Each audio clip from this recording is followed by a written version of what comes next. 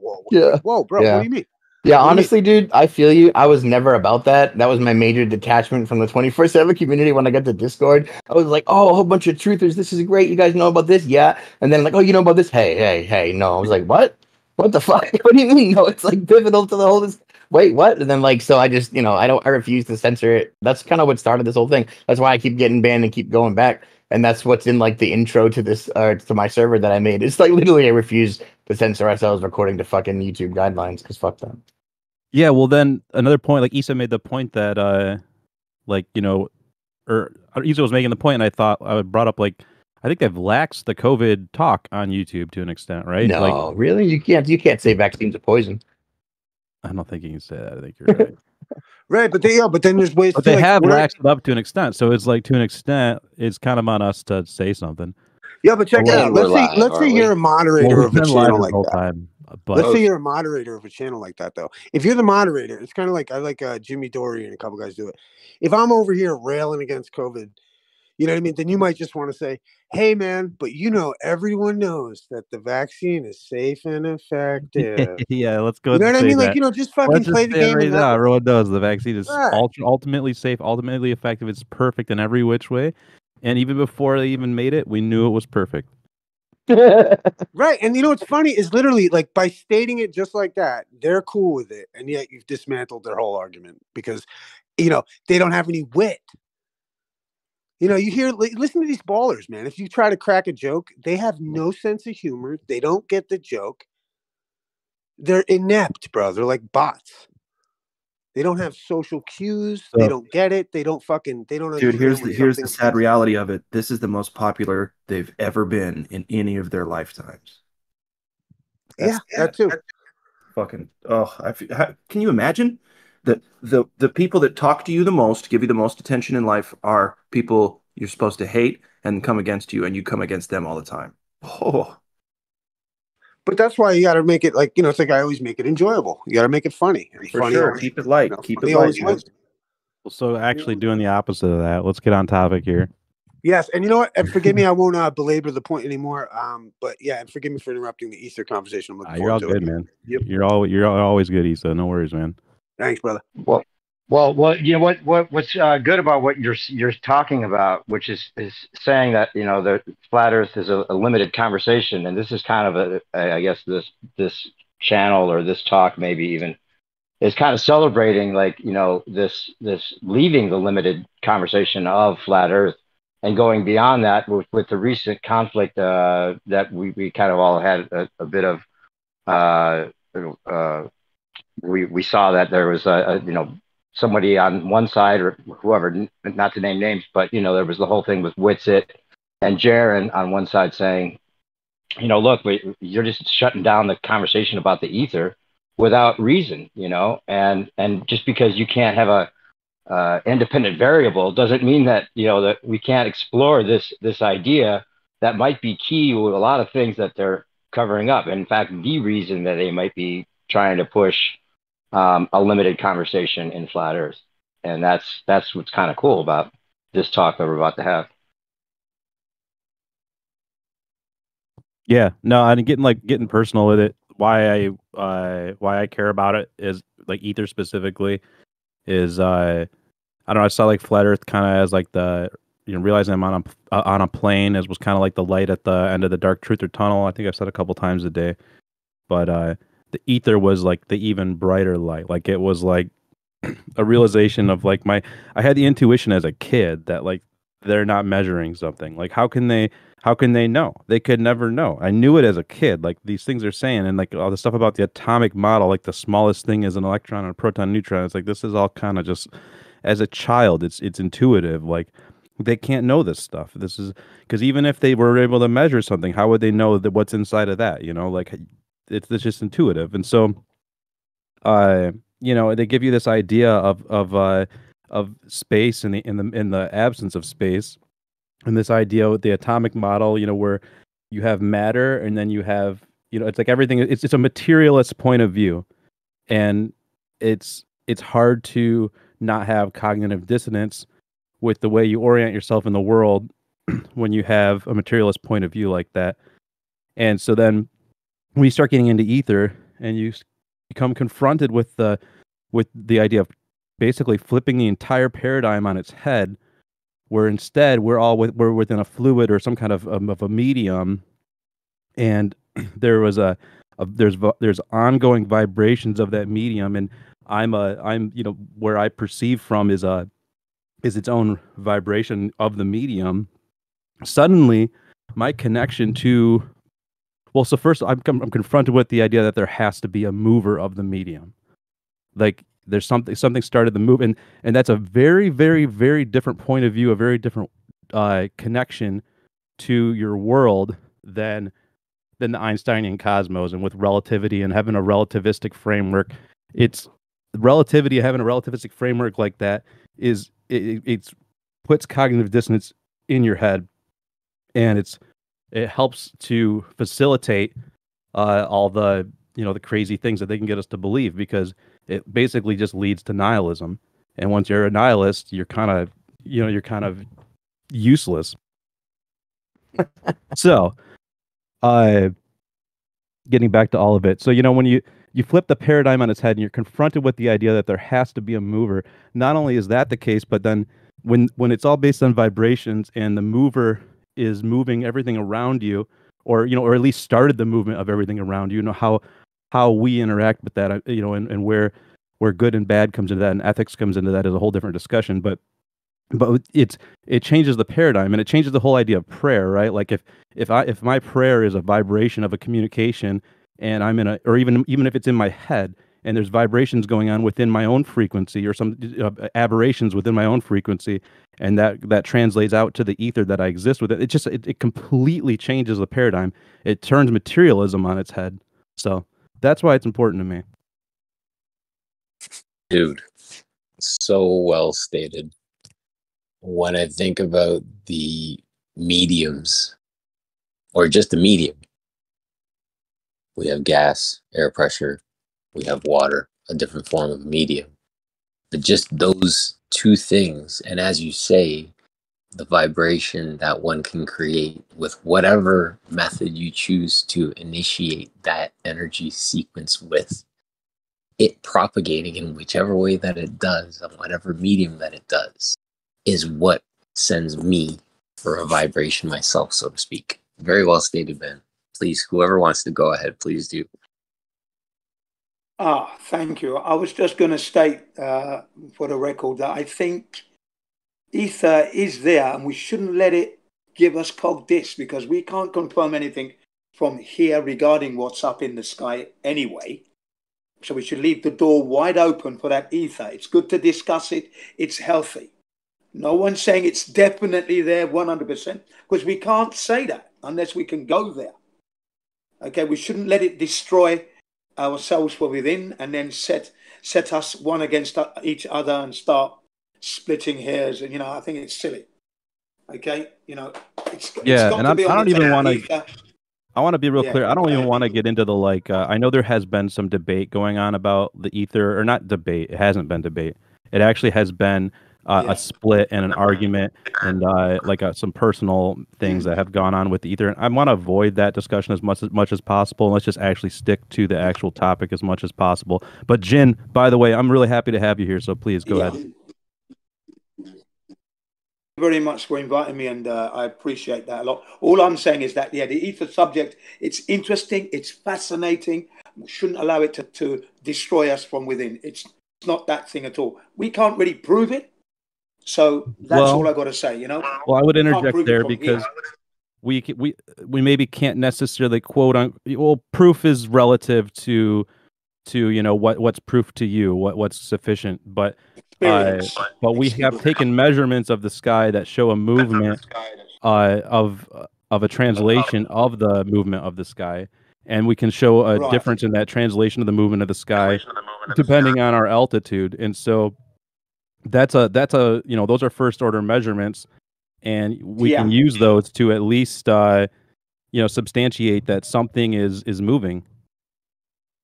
Yes, I agree with you there 100%. That's why I think the ether thing is so fascinating. And I used to dismiss it. I thought, don't be silly. But listening to Crit Lemon Bird, and also Wisfit gets it now. That these three individuals have given a great case for Æther, including the Michelson-Morley experiments and all the others. So, you know, I'm not saying Æther's not there. I think it's there.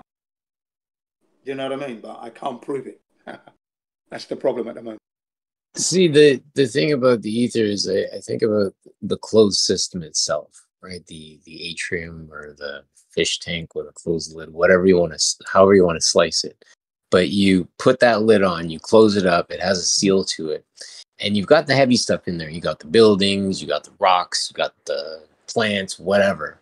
But then you have all the other soft stuff that literally fills every nook and cranny of this place. And we can further realize its existence because of the sun and the moon and how they actually propagate, show themselves as they interact with this closed system. So I just think of the Æther itself, and I say this humbly, of course, that it's strictly the soft stuff comprised within the system that we get to interact with. Yeah, I mean, I would definitely go with that. It's interesting. Like I said, it's fascinating. And it's definitely, I feel it's part of our life. I do feel it's part of it. I started to take the idea on the other day. You know, the old thought, if a tree falls in the forest, it doesn't make a sound. And then I was taking in the movie Oppenheimer over the weekend. And I highly recommend it, by the way. If you guys have an opportunity to take it in, please do. Lightning strikes, then you hear the boom. Lightning strikes, then you hear the boom. So it's the thought that you see the lightning strike, and then you're able to figure out, extrapolate based on the time that it takes for you to hear it, how far it is away from you. And that's the time that from the lightning striking the ground, that, and I'm not even talking about the sound, I'm just going to say the percussive force, because again, if you're within close proximity and the boom is large enough, you will feel that percussive force of that lightning strike or of that bomb going off or whatever you're looking at. So it's an idea of, again, lightning striking, and then that percussive force, butterfly flaps its wings, replicates itself continuously until the energy dissipates or something interacts with it.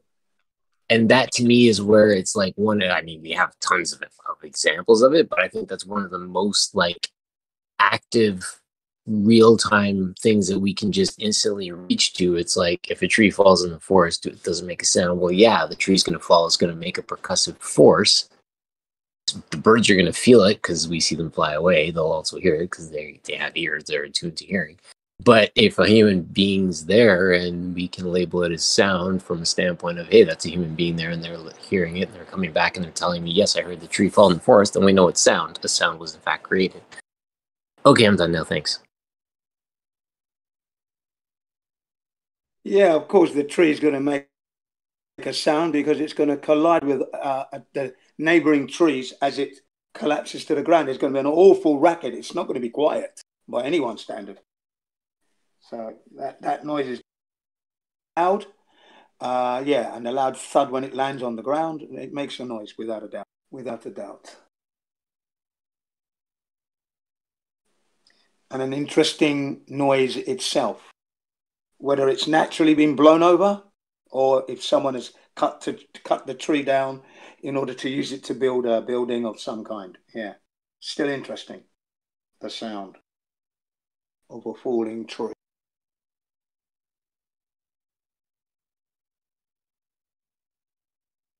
Crap.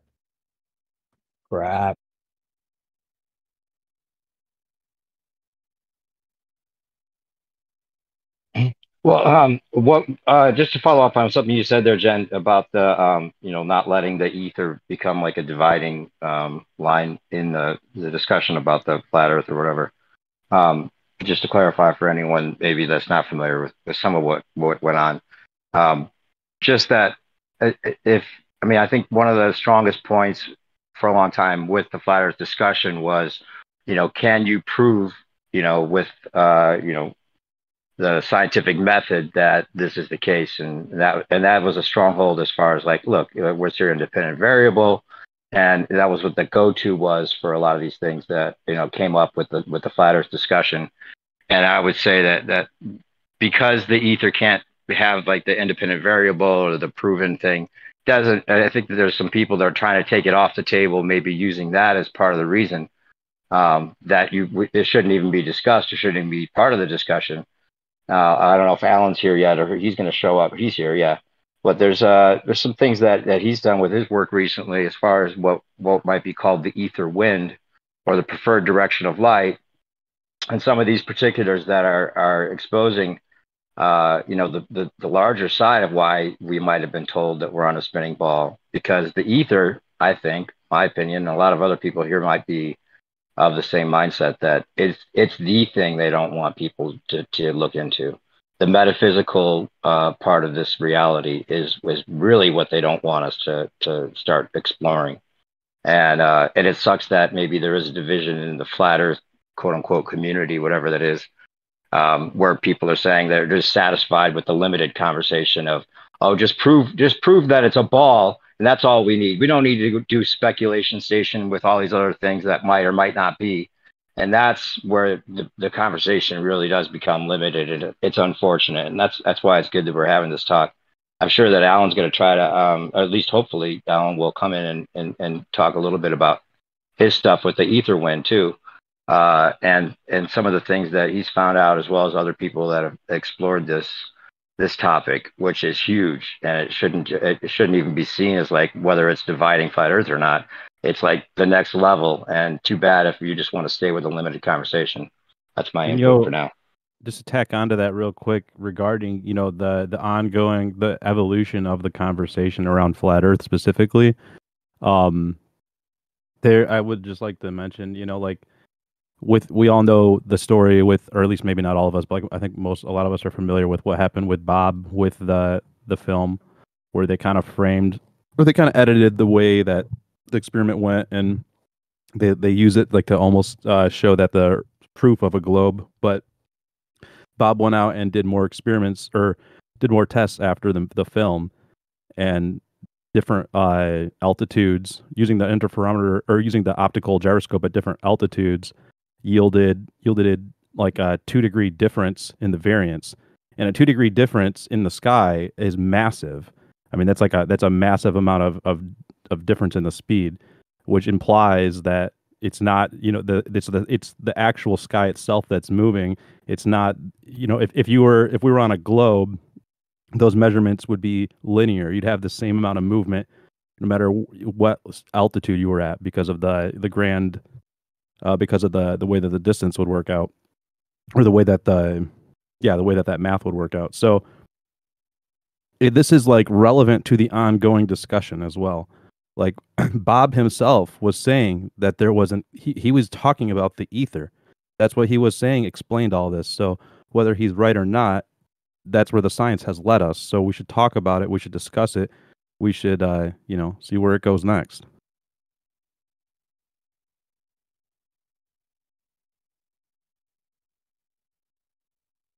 Yeah, absolutely. There was something that I noted, which it was saying on the 24/7. We went in yesterday and talked a little bit with them, where there's a difference. There's a difference in the speed of this interferometry reading, the higher you go in the altitude, like you're talking about, as well as with the seasons. And these things, I mean, the interferometry is a technology that is huge, and it's like so valuable. And and to let the ballers just have their interpretation that, starting with Michelson Morley, that it disproved the ether, and then on from there, and then just to let that interferometry technology be theirs in their interpretation, and not use it and make it ours like we've been doing, is just blind.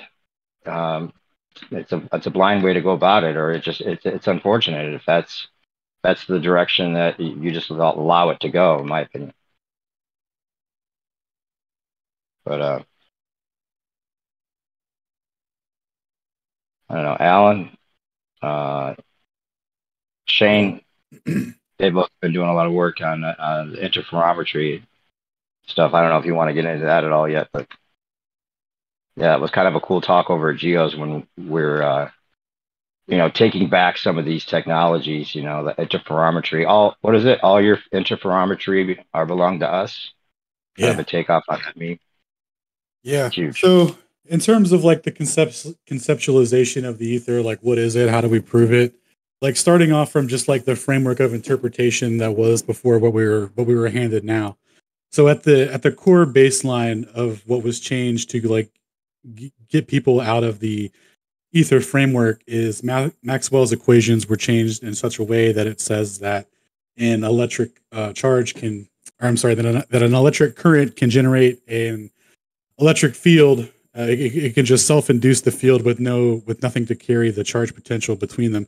So if you look at the model of what they say a photon is and how an electromagnetic wave propagates, you'll see that they call it a dipole, and what that means is that there's an electric current, which is a vortex going in one direction, and then perpendicular to that, it generates a magnetic field. So this is called the right-hand rule. If you make a thumb, or if you extend your thumb and curl your fingers around to make a fist, and say the electric current is your thumb, and the magnetic field would be the direction in which your fingers are curled around it, right? So any direction that you tilt your thumb, the magnetic field is going to follow the same curl that your fingers is following, right? So we got these two interactions here. We got two rotating vortexes, and at the intersection point between them, there's that static charge potential that's allowing this propagation to happen. Now, mathematically, Maxwell added some stuff to Faraday's law, Ampere's law, Coulomb's law, and I forget the other one. But what he added was basically saying that with no experimental evidence that electromagnetic waves can self-induce a magnetic field with no evidence ever. In the 170 years since the equations were changed, no one has ever done an experiment to show that an electromagnetic wave can propagate with nothing, right? Even the quote-unquote vacuums experiments they now refer to them as physical vacuums, vacuum energy, and all these things, because they can't, there's still energy in it, so vacuum energy. Right, yeah, so like they just call it by a different name, failing to acknowledge it. And we get into the history of the historicity of the evolution of natural science, physics, theoretical physics, and all that.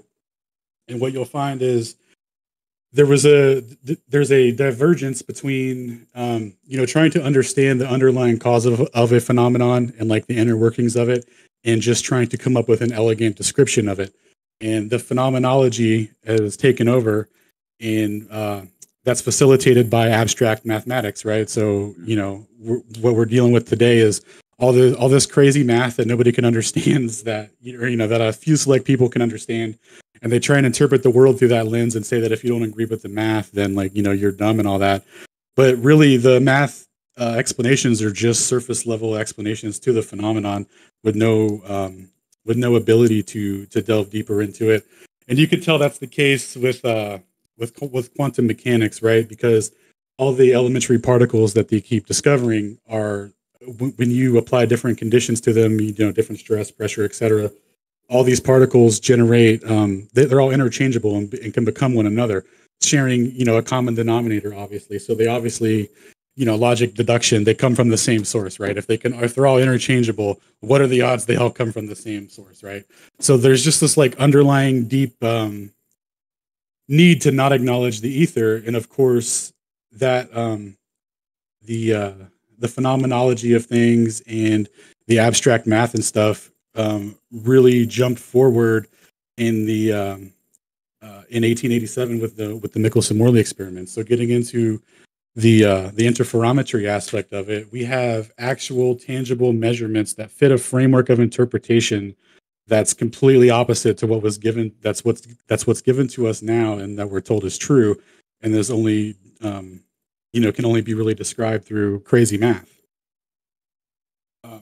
So when you get into the actual effects of the Æther wind, it's like, so what's happening here?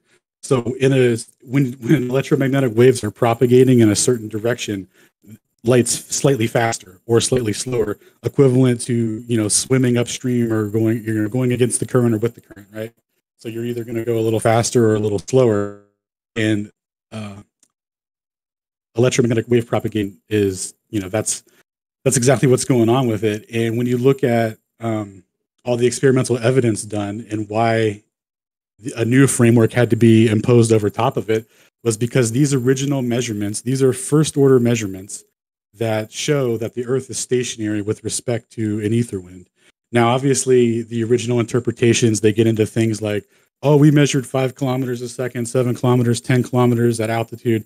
No. The kilometers a second is all just the interpretation of how they reverse engineered the 15 degrees per hour to fit a globe at an equator spinning 1,000 miles per hour to match the sidereal rotation.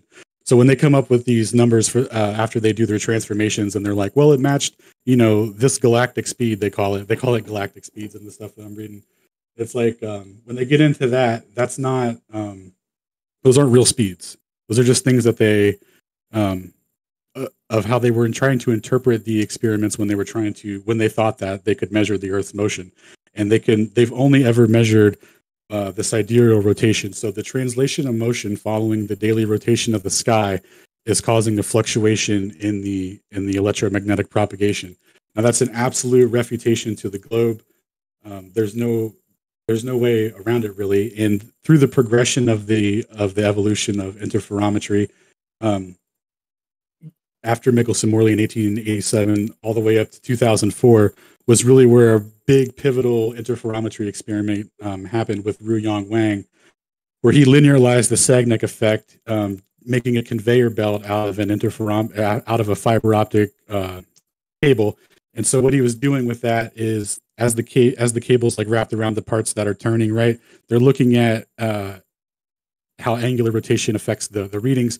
And what they found is that also the linear segments contributed to the total fringe displacement, meaning that the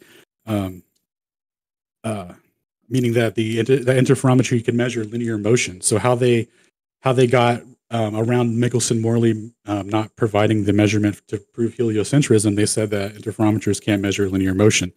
And Wang in 2004 proved the exact opposite to an insane degree. And at the end there's a further review of Wang's paper where that guy, Robert Bennett, here's a screenshot of the whole list and summary.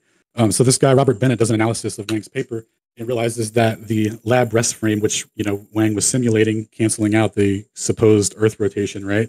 And the ether wind effect still persisted, showing that it's independent of the type of motion, and it's directionally dependent. So again, there's no answer to this from heliocentrism or relativity theory. The violations here are profound. The delay in the speed of light is proportional to the velocity of the observer, and so they really don't even have a framework to interpret this, right? So you know how they can say, oh, well, what about this reference frame? What about this reference frame? No. All your reference frames are gone now. You can't Lorentz transform into any other reference frames. This is the reference frame you got. You're stuck here on Earth with the rest of us.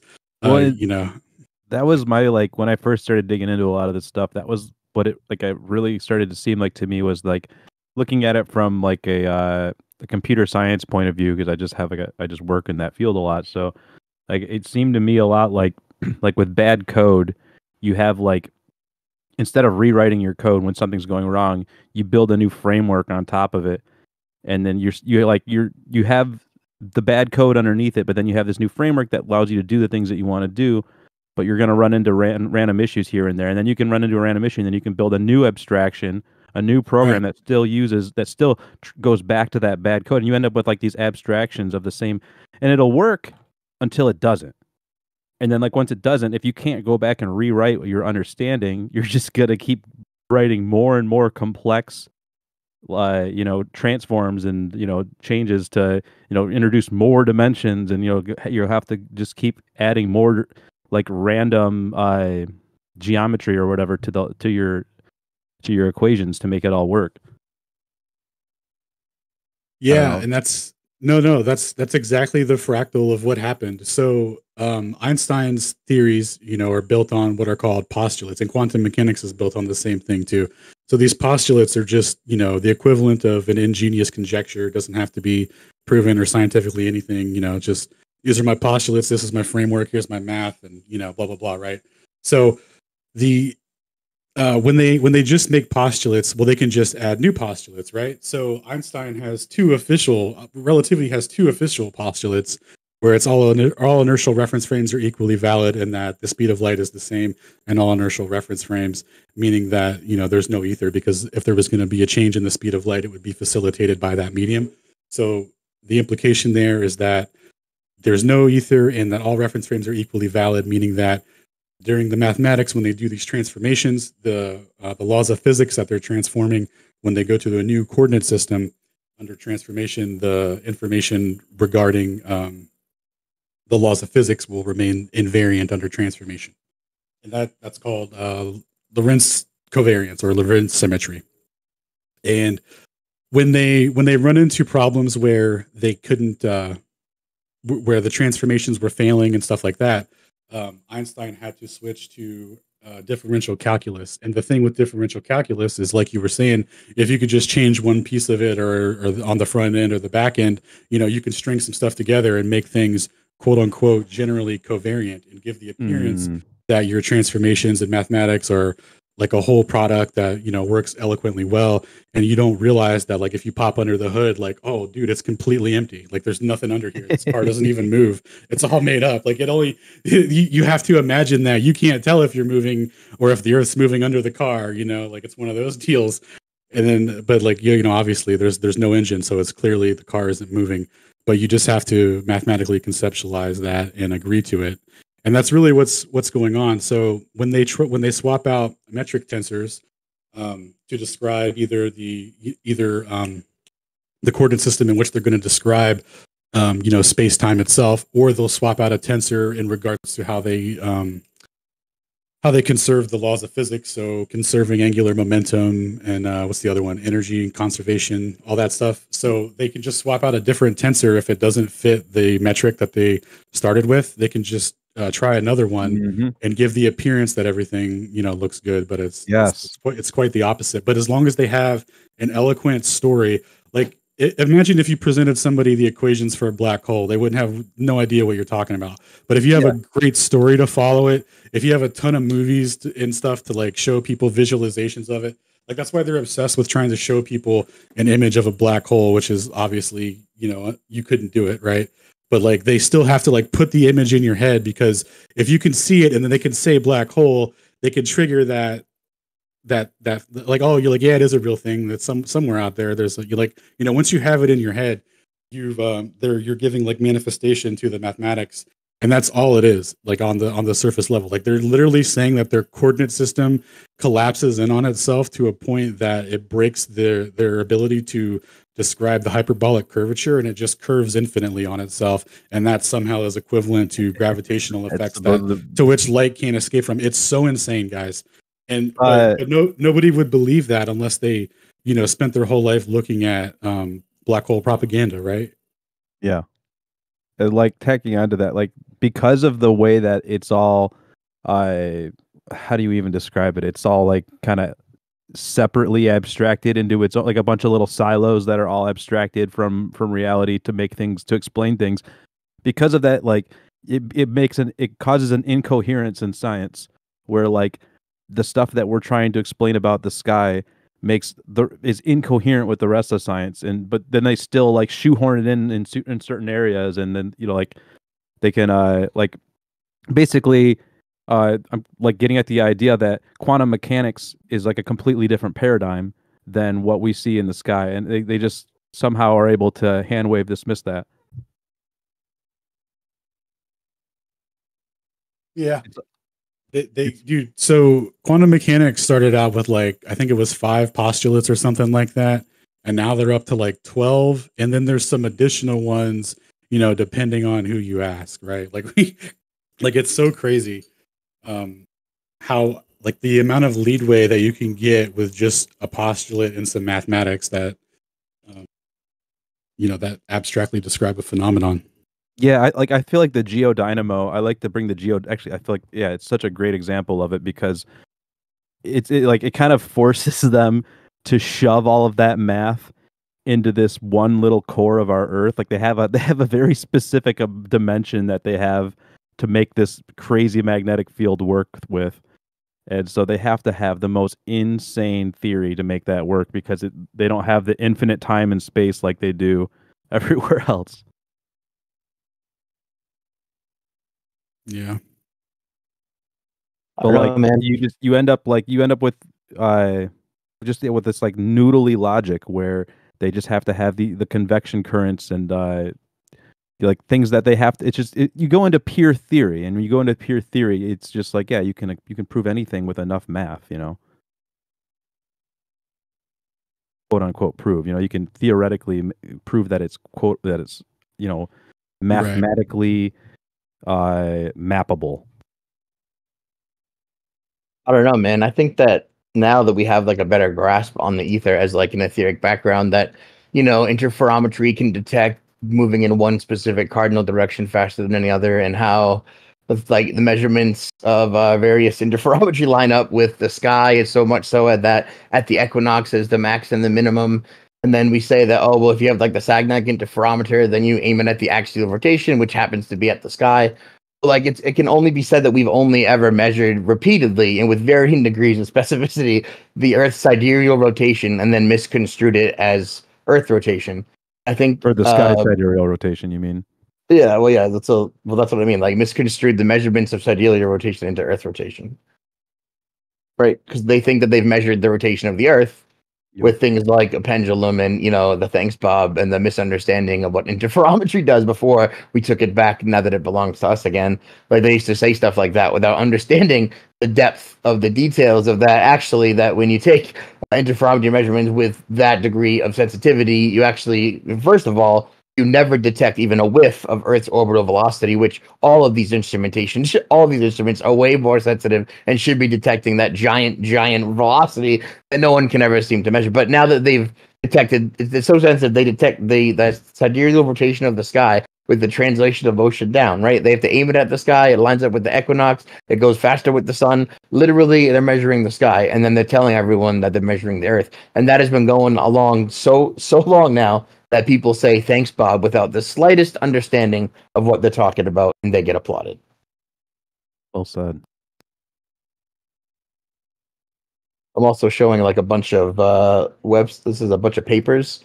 I don't think it's related to Alan's research, but it is all on the same topic. It's all about cosmic ether drift, dynamic energy in space. They call it like, you know, a little bit different, but they're all measuring the same things. They are heliocentric, so they think maybe it's the vacuum energy that we spoke of before, or the mysterious, you know, energy in the background of space. But it's all experiments from Michelson Morley, literally in a timeline from 1818 all the way through all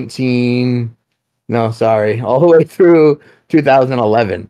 People have been performing experiments measuring the ether drift all throughout the Earth. Not only do satellites and the intricacies of GPS and the specificity within there actually require on the Sagnac effect and require the preferred direction of light down to the millimeter when you're trying to measure it. So, I mean, when they do their coordinate system transforms and when they do their range measurement equation through like the measurement of light speed, it's actually dependent on the preferred direction when the receiver. I mean, all the technology that we have is actually dependent on this phenomenon. So to say that it's, you know, nonsense and hasn't been proven and has no evidence, it's actually like one of the most evidence claims I've ever come across. Now that I'm actually looking into it, and like all of these experiments, they're actual citations and papers. Like here's one from Albert Michelson.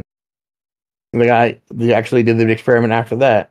All the actual documents have reached the same conclusions, and all the experiments have found the same results. If you read the interesting part here, it says here's a list of all the experiments, and they've all had positive results. So when they say that they keep measuring it to varying degrees of specificity to 0, but they're really just like attaching the arms to make different lengths and putting it in fucking basements, that what's really happening is this is like one of the most measurable, detectable, scientifically grounded and valid postulates that we could possibly have as flat earthers. So we should probably wrap our heads around that. Yeah, it's definitely, it's such a high level of ammo. Like the globulists haven't even had a solid like refutation to it or answer to it. It's just been a lot of flailing and like watching us infight over it because like we can't, you know. It's lethal, man. This is what they've been hiding. they consistently measure it with first order measurements, no corrections, no transformations, none of that.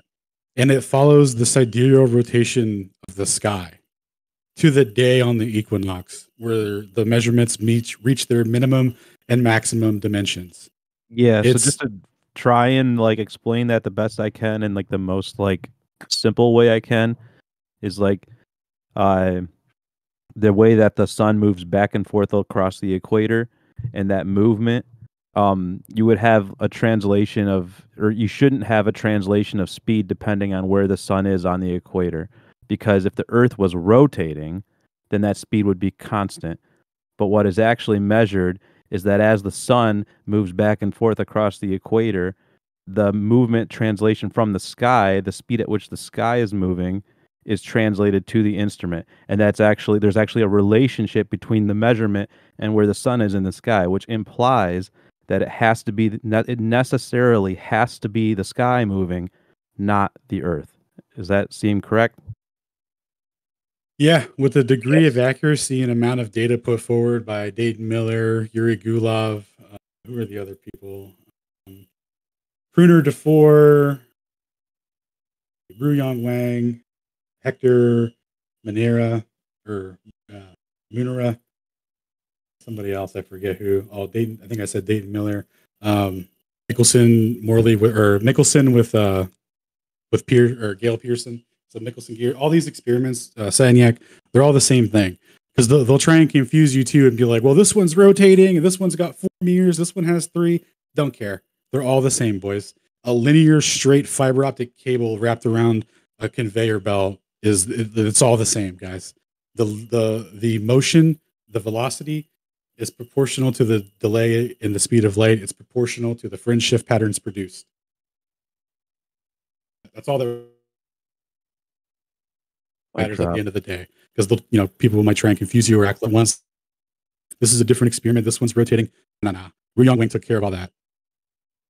And also, just like, and furthermore, like just like maybe Wang was wrong, right? Maybe the interferometer experiment, maybe he messed it up. Maybe he's like retarded, right?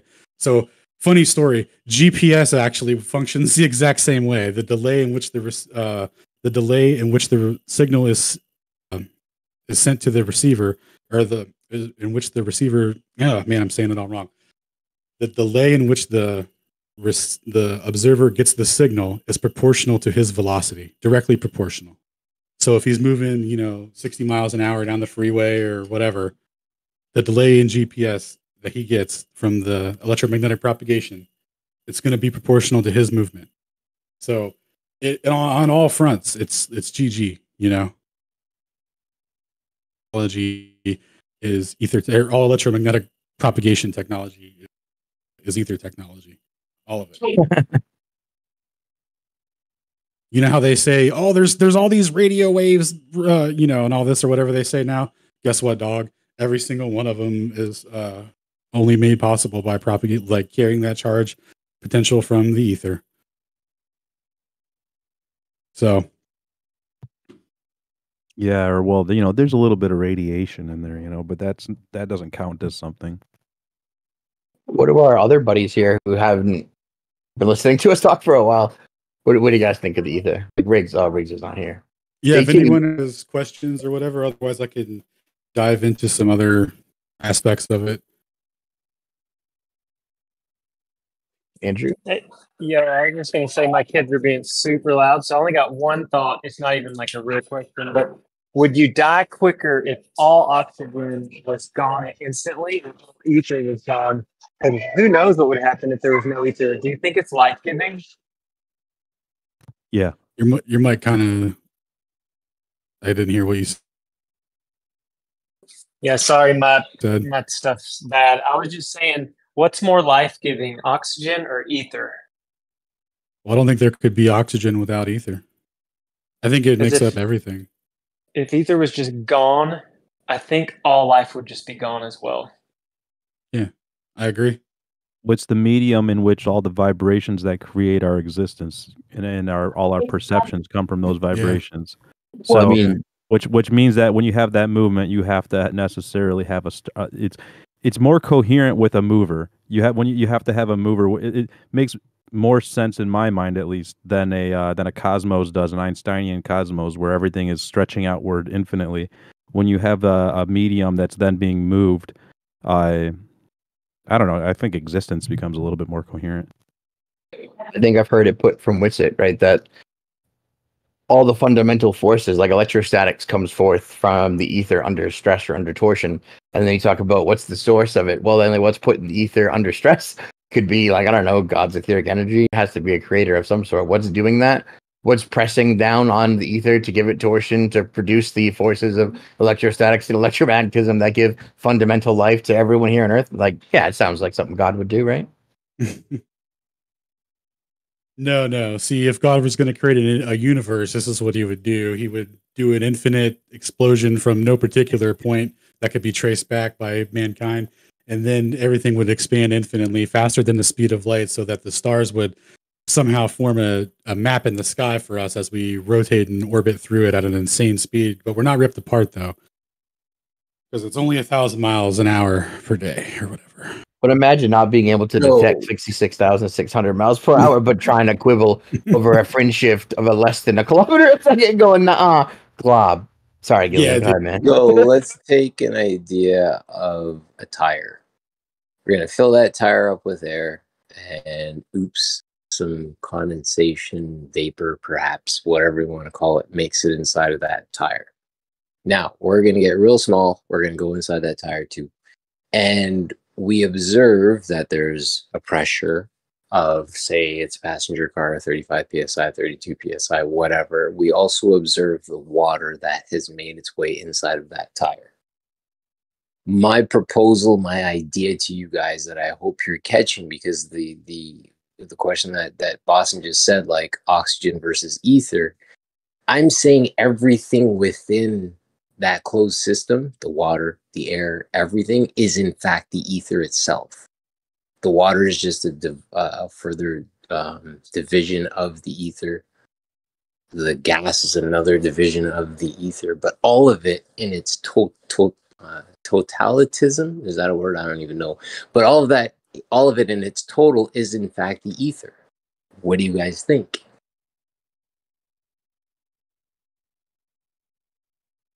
I don't know, man. I think it gets kind of crazy when I heard Dave's explanation of it the other day, like when trying to explain the ether to a new person, but giving it like metaphysical, physical, and spiritual qualities and connecting it to everything and always, forever, and its perpetuity. I was like, dude, we can't.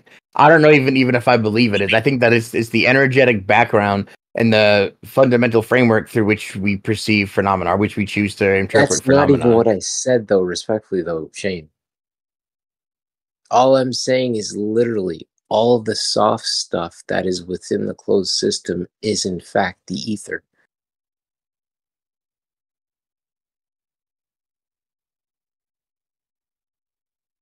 It's all good. And it's appreciate you guys as always. No, I agree. And it's at different perturbance frequencies, and that's what the makeup of everything is. Yeah, I think it's different pressures, different vibrations, different densities.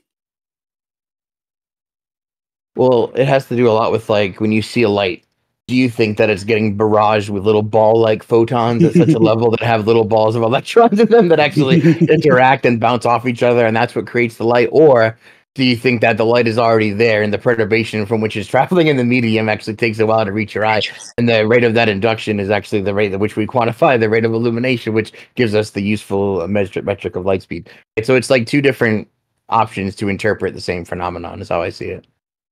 So, like, if I'm standing at, let's say, the beach, I wave my hands around, I can feel the air, I breathe, I'm breathing the air. The sun shows up, light propagates over the ether. Is the sun not just providing a spark to something that is already there?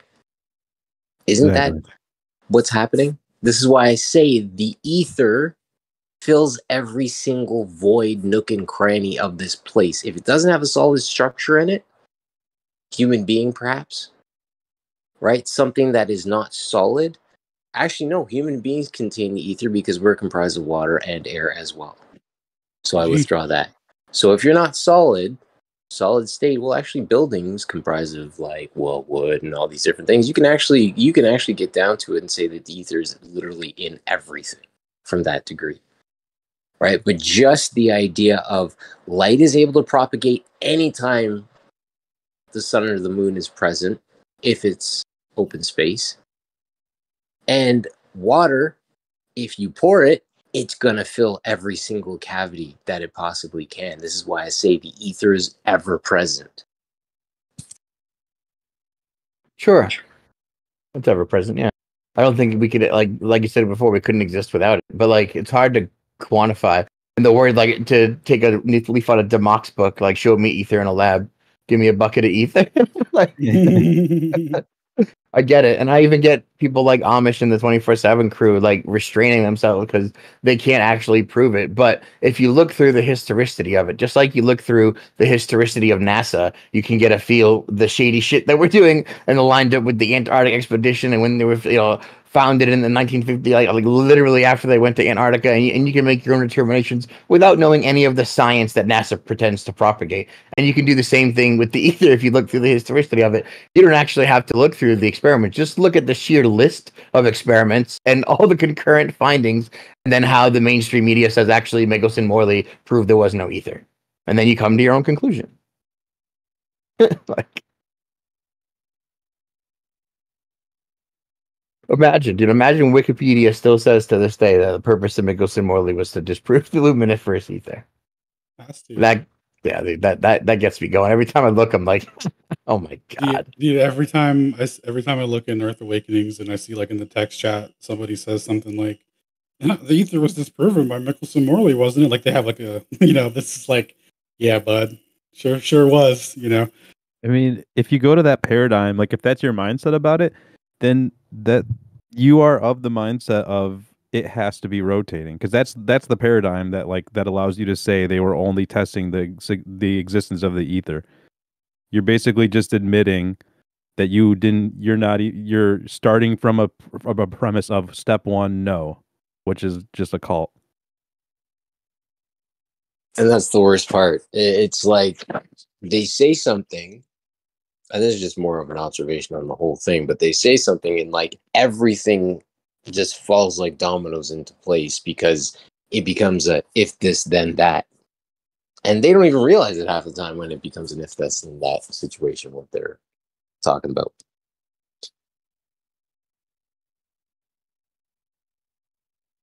Yeah. Well, my question, or basically what I'm just pondering, is the interplay between the ether and electrostatics, because I've heard Whitsitt talk a lot about electrostatic cause matter to hold together and bind, and you get different densities. If you're looking at iron or steel or wood, electrostatics play a part in the holding together of these things and the downward flow from the Gaussian surface above down to the ground. And then the ether. So what I'm getting at is the ether is light and vibration, and also probably energy and electricity and electrostatics. So like what are the properties? What do you think the properties and how do they interact? Electrostatics and ether. Anybody? I mean, go ahead. I think electrostatics is like a product of ether under torsion, like we were saying before. And whatever's put in the ether under torsion could be, it could be named God. I think whatever the creation force is, because putting the ether under torsion is what gives us, I think, the fundamental forces, including electrostatics. So I think, because like electrostatics holds everything together. Even in the heliocentric mainstream world, you have like electrons and electron levels, and when you're moving up the periodic table, you're just dropping or adding electrons, right? So it's literally just layers of a fundamental force and layers of electromagnetic pressure mediation that determines different fundamental like substances, right? So the whole thing, if God is like the creation force, then the whole thing is being held together and in fact separated, right? So the gradient being separated to give us the things that we know is what's the relation? That's the relationship between ether and electrostatics, to me. What do you guys think? I had a thought there and then I lost it. I think it's again in every damn thing, literally. Oh, I liked what you said about layers. I think that's a good way to conceptualize it. Is like it's a layer below our existence to an extent. Like like not to say that it's not real or something, because that almost makes it sound like it's like that's almost too metaphysical to the point where you're like saying like, oh, you don't have to be able to conceptualize of it. But like what I'm trying to say is that it's like like we can't measure it because we're in it. Like if it was like a flow, like a flow of all of everything, and then we have the frequency vibration of that flow, then that stands out to us in our perception of it within like a consistent point in that frequency, I guess, or a consistent point in that flow. And so that's like what all matter would be, and all vibrations would be relevant to that flow, and that's why it's hard to measure that flow.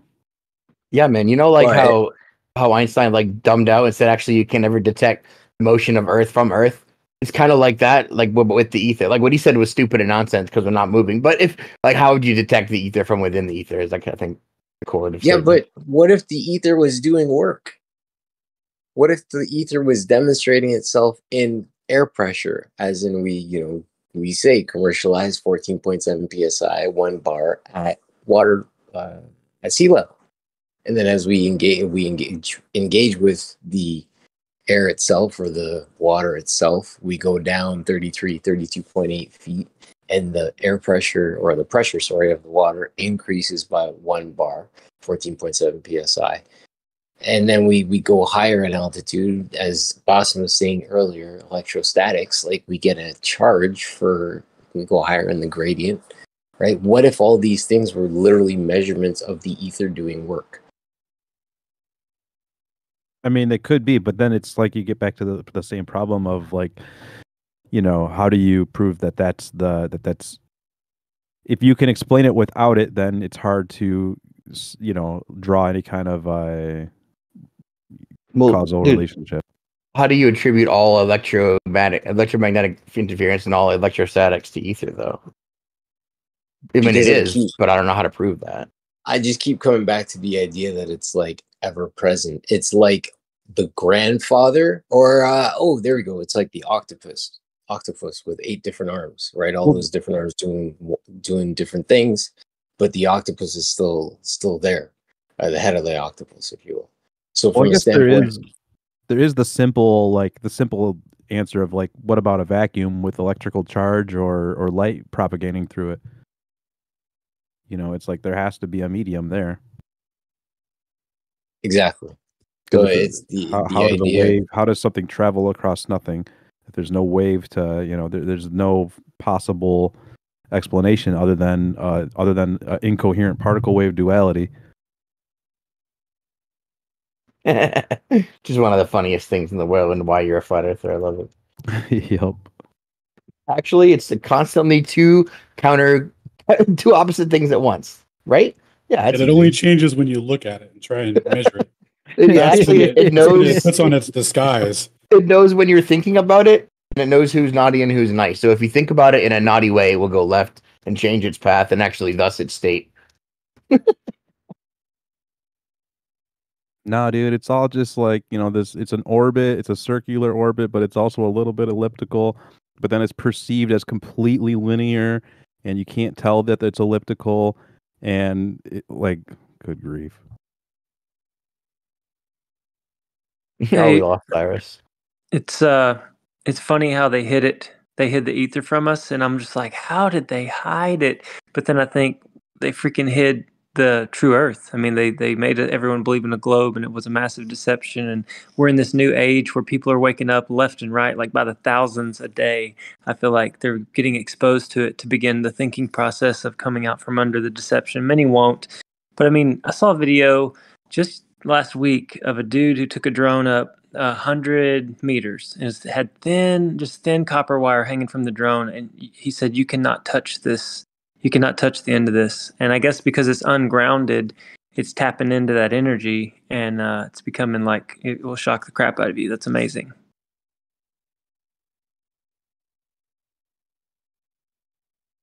Yeah. Have you ever seen the Corona motor stuff, JT?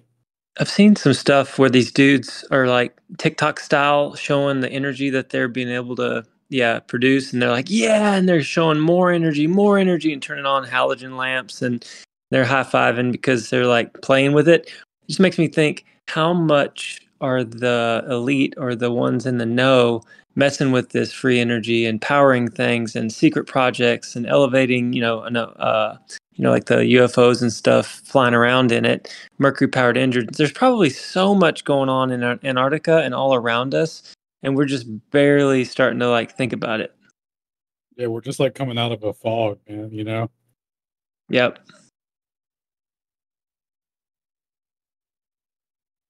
Hey, did you see the video? I mean, is this on YouTube? Because I got to be kind of careful, I guess. Yes. Yeah, you're straight. Okay. Well, it just had to do with the whole thing with possible energy, weaponized energy, and they had a blue color. And has anybody seen that where they're sending energy across all the colors, but the blue just kind of absorbs it or didn't really affect it? And when you look at certain areas that have a lot of untouched blue stuff, it's kind of trippy. I haven't seen it. You show it now, Shane? Show it in Telegram. No, I was gonna show something else. Yeah, do whatever. I just dropped the X link with it. Oh, an X link? Wait, what? I can hear you on Twitter, but are you sending the thing I'm asking for or not, Toby? You're being very frustrating. I sent what JT was just talking about. Oh, I was like, dude, I've been picking you in the chat forever, and you haven't given me whatever. It's fine. I need to save the markdown links for You've been pinging me in the chat. Yeah, man. I need to save the Aether Cosmology markdown so I can put it on the notes for the live that I have going, so people can find us. Is that it? Really? You made a redirect for it? Aethercosmology.com will get you there? Yeah. That's so dope. All right. Respect, Toby. Very nice. Nice. So, I think I wanted to show a quick video. I don't know if you guys want to watch this. It's 10 minutes and it's from Spacebusters. Oh, good. Absolutely. It's kind of the first time I ever heard anything about etheric or etheric energy, and it's almost got nothing to do with the ether on the level that we were just discussing it. But I think it's interesting in this relationship to etheric energy or atmospheric energy, as I think we were calling it. And like I think that's what old world Tartaria was using with the old school buildings and the big antennas and all the bells and the luminescence. I think that's what they were getting it from. They were just pulling it down from the sky and disseminating it, and perhaps even storing it in star forts to be all crazy with you. I mean, let's see. You could definitely store some stuff in a star fort. I mean, like water energy, because dude, they're all like in the patternization of a specific frequency, like the way that they're built.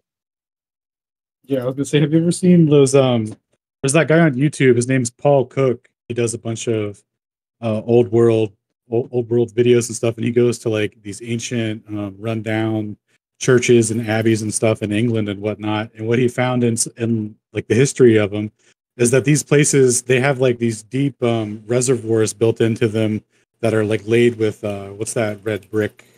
Yeah, it's called literally red brick, but it's like it's got iron in it or whatever, so it can, forget what he was saying with it, but basically like they were electrically charging water or something like that and then holding it in these rooms with the bricks, and then you would go there to get water, but it would be like pure healing water.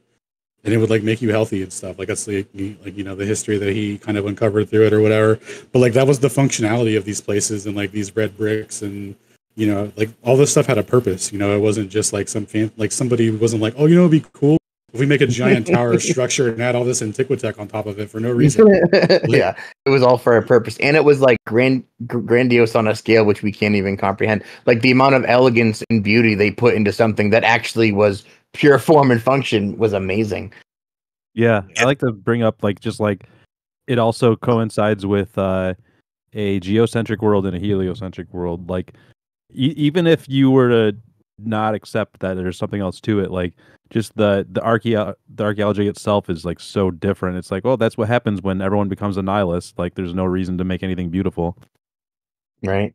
And that's what they want, is everyone to be a nihilist. That's why they want to make you believe you're in a world with a billion worlds just like it, and just a speck of a dust that arose from a cosmic unicorn fart that was actually a cosmic accident, and you actually came about when a retarded fish banged a monkey and flopped off the sea and just happened to like evolve into you, and literally you mean nothing and have nothing and there is nothing, so don't worry, just have fun. Do what thou wilt and praise Satan. Yeah, Owen Benjamin calling it the perfect mind fuck. It's so true. Yeah.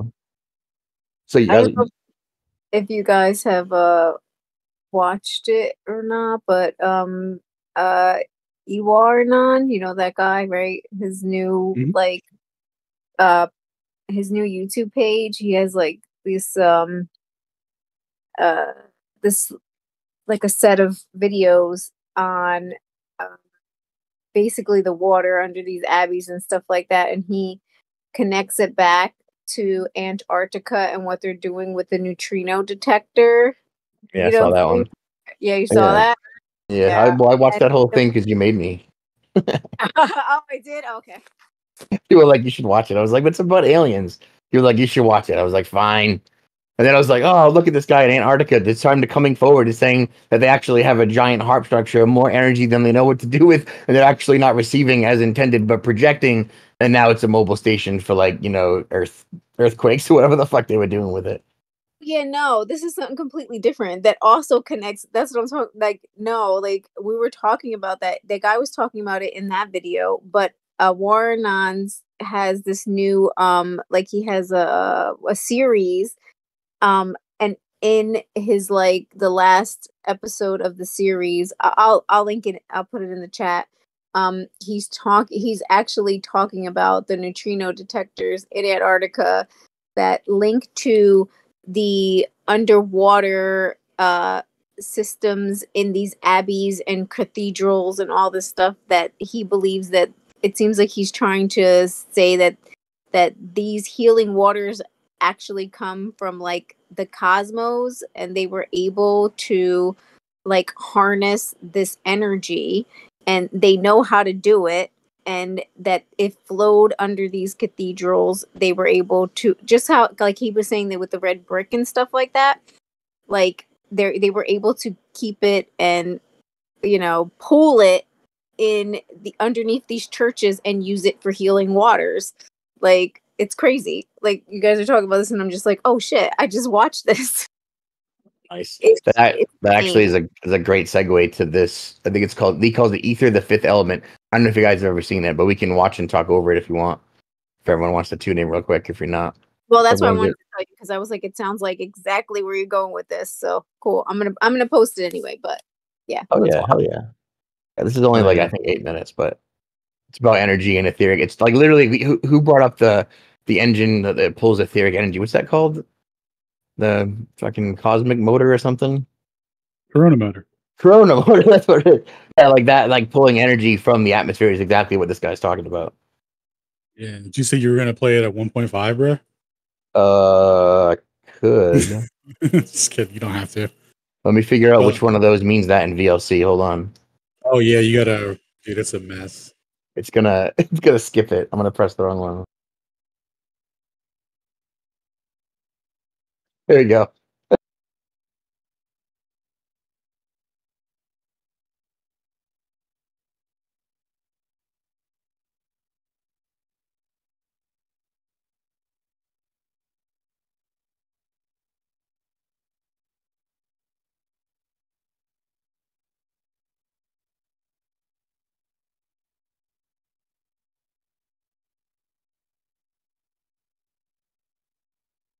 Mm-hmm. I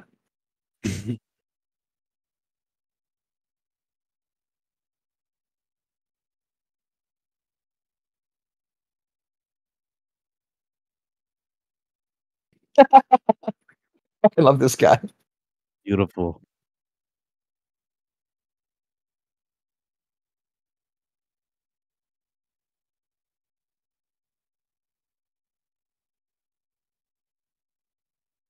Whoa! I never knew that.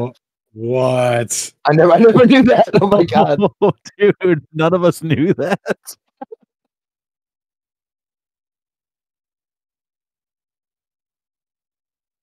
What?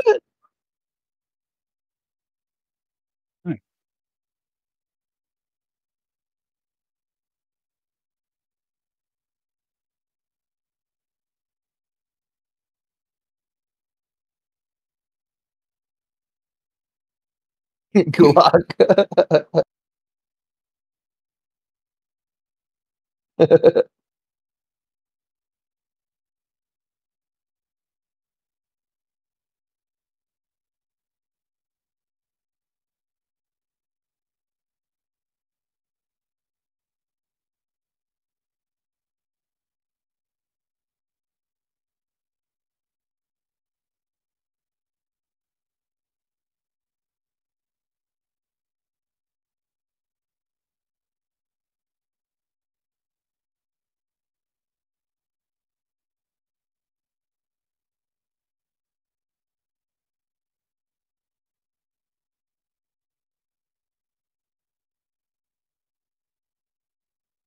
Was that Larry?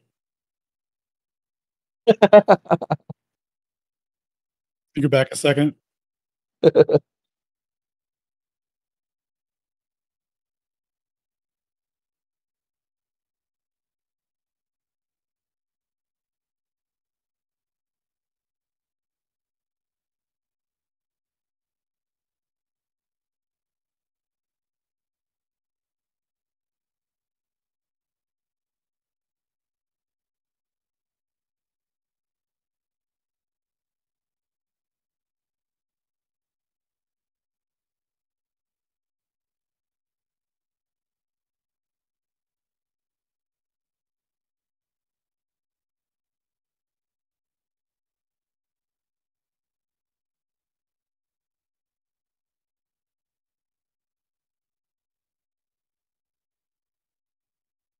BGP protocol, baby. Wizardry.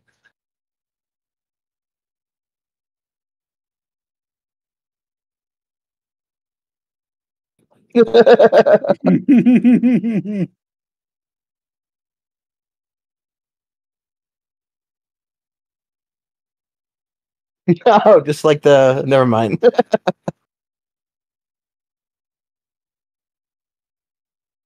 Wait. Keep pause it for a second. Pause it for a second. Dude. Holy shit. It's a good one, huh?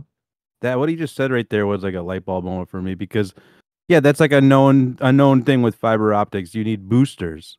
And all it does is just repeats the exact light signal that it receives because light can't travel forever. No way.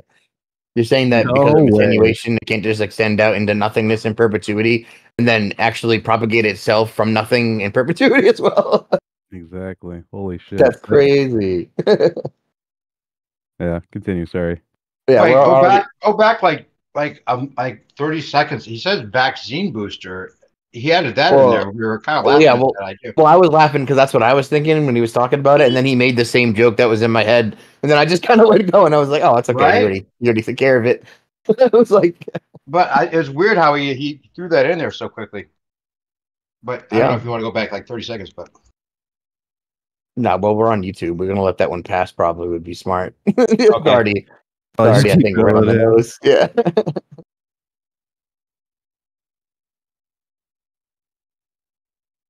We don't want to get taken down the first day. I mean, that's kind of an honor too.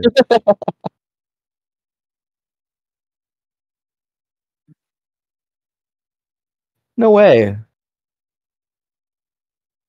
mean, you do have an Ethernet cable, Shane. Right?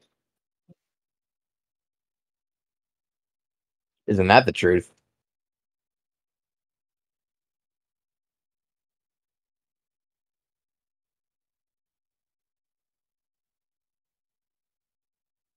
Yeah, I'm downloading all those books later, by the way. In case anyone was wondering, they'll be on Telegram later.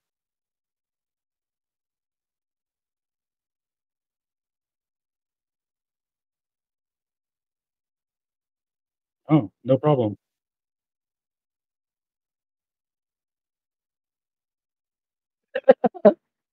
This paints Einstein in the correct light, I think.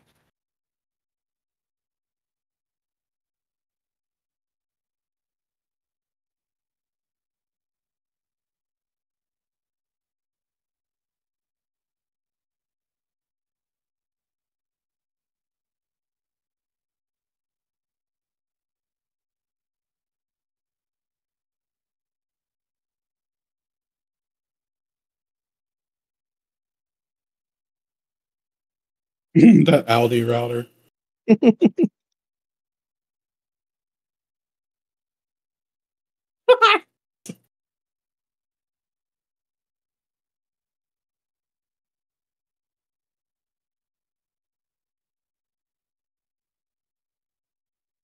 I mean, I'll just say I've like racked and unracked ISP servers.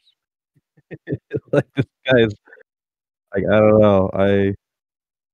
Network drivers like this dude just said dog knows when to walk because of Æther. I've seen how the BGP protocol works with Google, and like I don't know, I don't see any magic.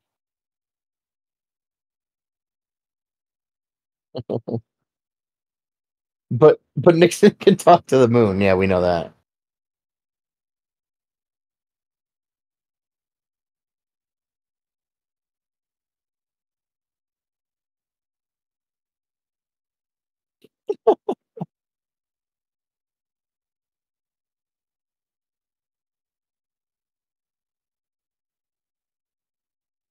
That's interesting concept. Yeah, I don't know if he knows how that internet traffic and packets work.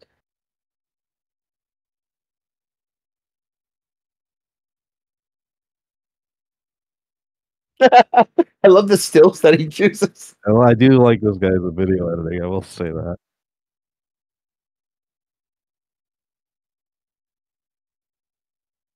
Oh, dude, Shane, everything's moving to the cloud, right? Yep. The etheric cloud, we should call it. The cloud has so much more storage. You can access everything on the cloud. It'll be on the cloud. Guys, they're storing everything in the ether? I don't know. Maybe.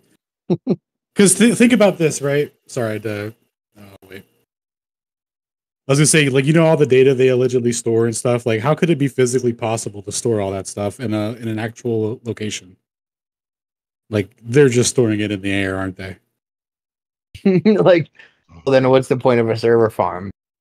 When they or like one of them tech things, look, they have just like immense hard drive spaces upon hard drive spaces that pipe out. I don't know, maybe that's like phase one. I don't know. Like could be a ruse.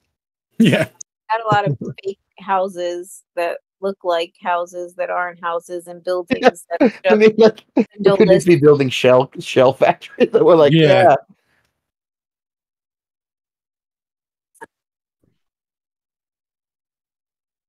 We got like a minute.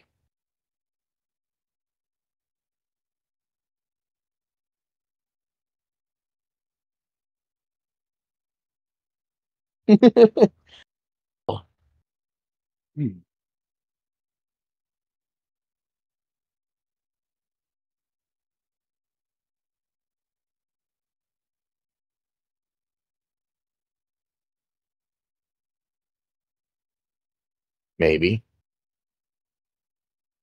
Galaxy brain. This dude's awesome.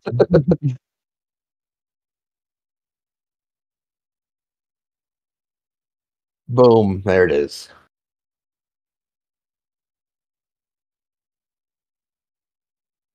Yeah. And then sell you oil and dinosaur juice to run your cars. Dude, so right when relativity and ether and the movement of the earth and all that stuff was popping off, like the the steam engine and oil and all that stuff was starting to pop off simultaneously. And the people that control the refinement of the oil to make all the raw materials and control all that level of industry and all that. Like you could see how like any technological advancement and all that was like, there was going to be a preferred direction, so to speak, of like keeping this technology advancement, under wraps and under control by the people who were refining all the raw materials and everything and building everything. Yeah, man. That was one of the first exposures to then even the word ether that I've ever come across. And as we were talking about it, I was reminiscing about it. Yeah. And when I said I would play a video, and Toby's like, "Oh, you have one?" I was like, "No," but I immediately thought of this one, so I'm glad I got to play it and share it with you guys. Yeah, I'm glad he made me watch it because I would have never watched it on my own, and there was some gravy in there. So I think JT already took it for himself. That's straight from the Spacebusters channel. It's like one of their first videos. Nice. Yeah, I'm definitely going back and grabbing all those books. So.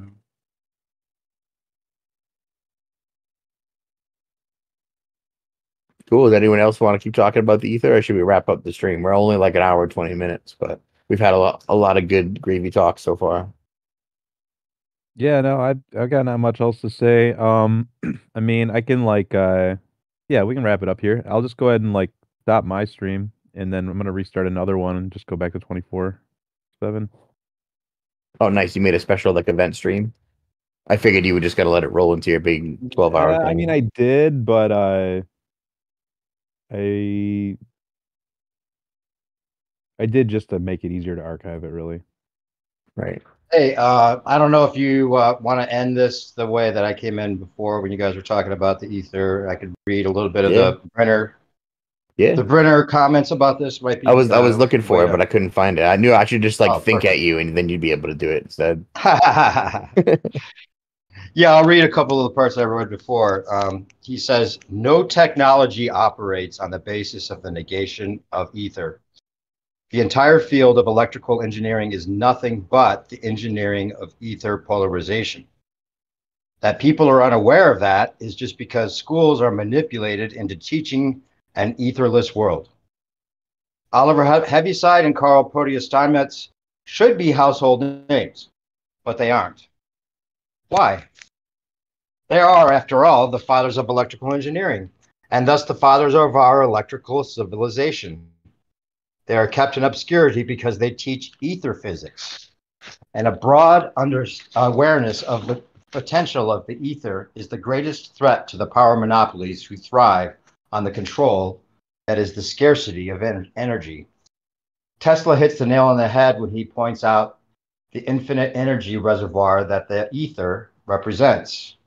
And he quotes Tesla by saying, nature has stored up in the universe infinite energy. The eternal recipient of transmitter of this infinite energy is the ether. The recognition of the existence of the ether and of the functions it performs is one of the most important results of scientific research. And then I'll also read, all ancient cosmologies and mythologies are applied ether physics. We just don't understand it anymore because math has taken over the field of science.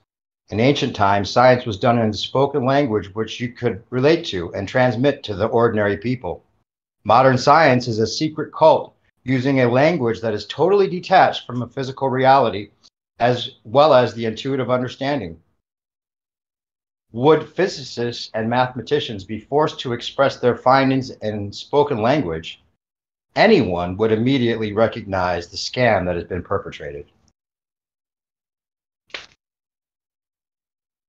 Good shit. Yeah. That's the shit that they're hiding, man. I'll link this. I'll put this in their live stream if anyone hasn't already gotten a post of this from me. And then there's another one too that there's good parts I was gonna maybe bring up before, but we can end it there. That's pretty good. Closing statement if you want to end it there. There's a bunch of stuff.